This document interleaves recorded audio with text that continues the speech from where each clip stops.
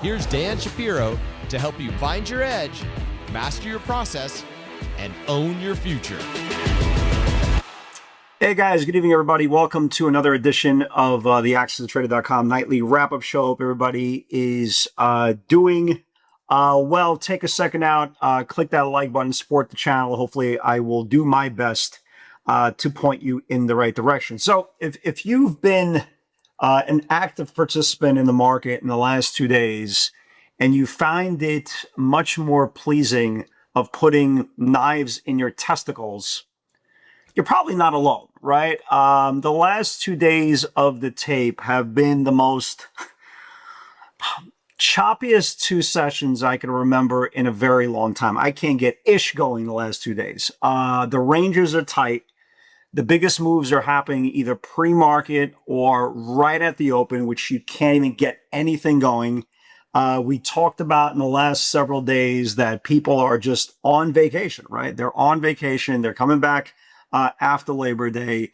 So if you find, there's just no correlation of what's happening to what your eyeballs are seeing, trust me, you're not alone. The good news is, well, we're literally a few days away from the market participants coming back after Labor Day, and we should start getting expansion cycles. Again, you cannot make money. You can have a winning trade. You cannot make money unless you have an expansion cycle. It doesn't make a difference to the upside or to the downside.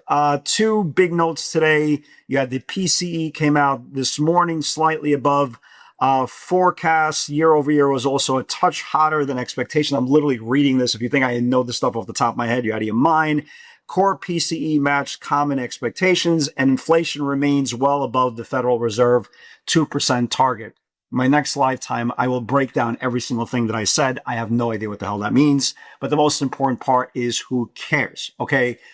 Pushing that along, okay? What you're seeing in front of you is a really, really good earnings report coming out of Nvidia. As you see, every single metric was absolutely smashed. Everything is smashed. But we also know on earnings, it doesn't make a difference of what the market believes is good or bad, is how the market, well, acts after that news. The first inclination of this really great report, they sold the stock off. It lost the 207 level, which was last week's low, which was also the 50-day moving average.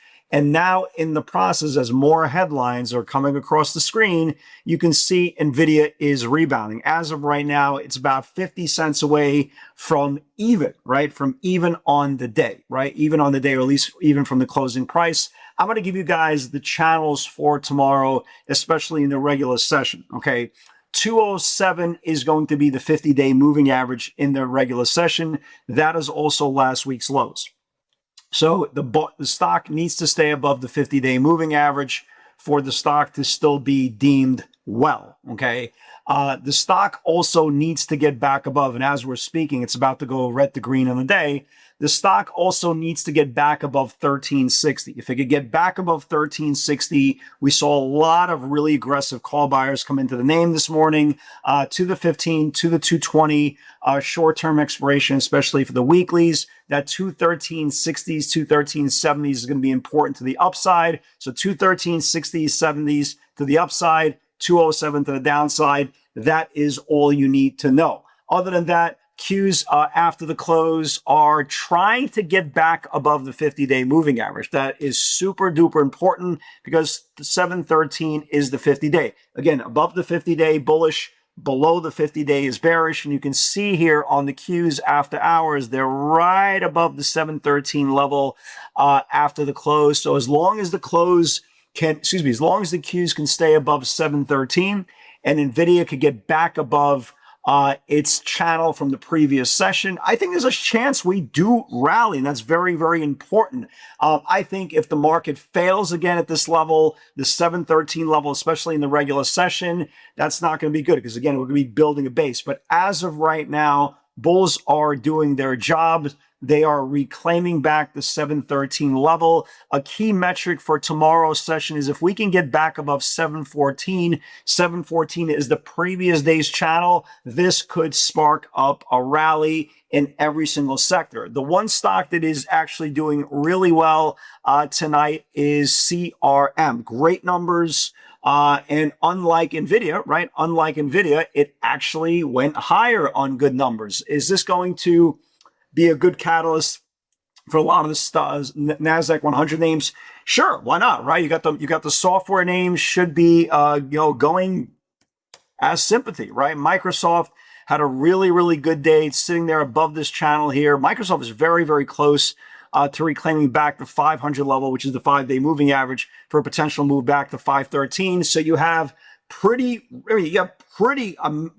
stellar news on Nvidia. It just has to perform after hours. Again, it needs to get back above the 213.60s level to really get this market going. Qs need to stay above 713, right?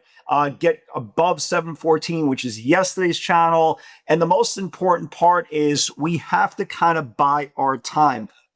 In my opinion, again, maybe I'm looking at a market that nobody else is looking, but the last 24 hours has been probably the most non-committal commitment type of action I've seen probably, I would say, probably in the last 5-7 years. I think that's not even an exaggeration. We are seeing lack of enthusiasm, right? When stock is strong in the morning, it dies. When a stock is about to die in the morning, it starts to rally. So again, if you are chopping your own fingers one by one, well, you're not alone. I'm telling you. I'm doing this for nearly 27 years. I can't get ish going the last 2 days, but I know the big picture, and that's okay. When you're constantly getting a 2-7 offsuit, man, get your hands off the mouse. That's it. It's as easy as that. I know you want to trade. You're dying. You're still in the romantic phase. You're still in the honeymoon phase. Is it Monday yet? Is it Tuesday yet? Guys, get your hands off the mouse. Eventually, we are going to have two things happen. We're going to either reclaim back that 714 previous day's range in the Qs, and everything is going to explode, or Nvidia is going to disappoint, lose 207, and drag everything down with it. Again, it's pretty basic stuff going into tomorrow's session. But there are some really good setups for tomorrow. Let's talk about them. I want to start off with SpaceX. It's usually not a name I would turn around and say, yo, this thing looks absolutely good. But guys, two things are happening, right? If you are any type of follower of the PS60 theory, you know that the setup is very basic. It is a daily setup that needs to reclaim. It is option flow. It is repeat option flow. It is deep repeat option flow out of the money calls with short-term expiration. And that's what we're starting to see on SpaceX now for the last couple of days. Folks, this thing is an inch away from reclaiming back the 50-day moving average. Just like the Qs, the importance of the Qs reclaiming, it's very important that SpaceX reclaims.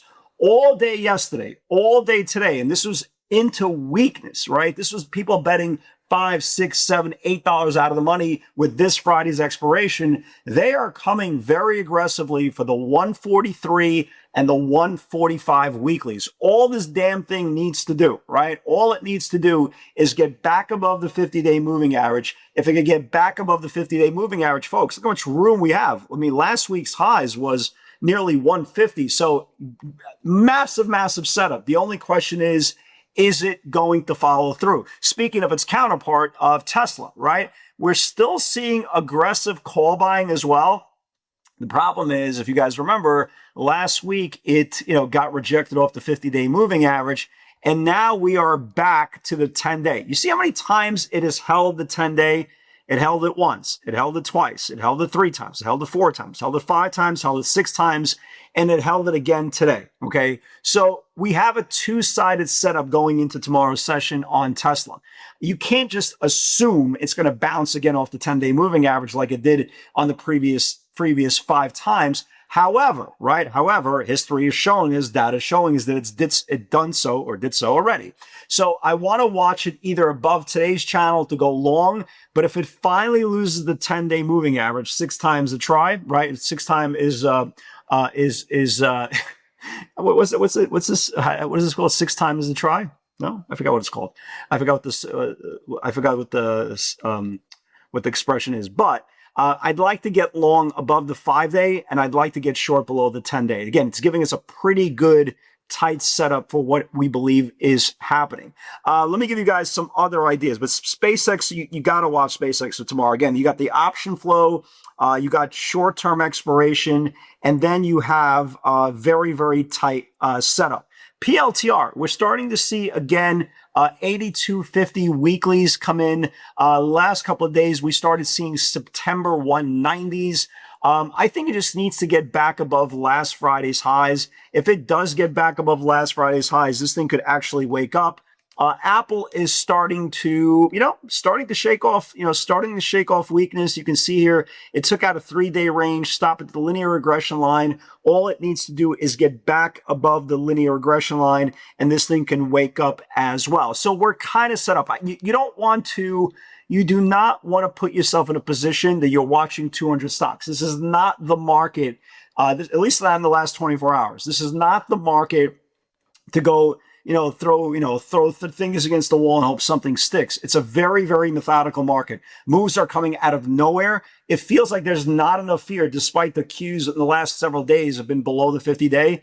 It doesn't feel like there's enough fear to take down the market in the regular session, and it definitely doesn't feel like there's enough juice to make it go higher. It's a very unique interval. You're going to be faced with this type of interval numerous times the longer you trade.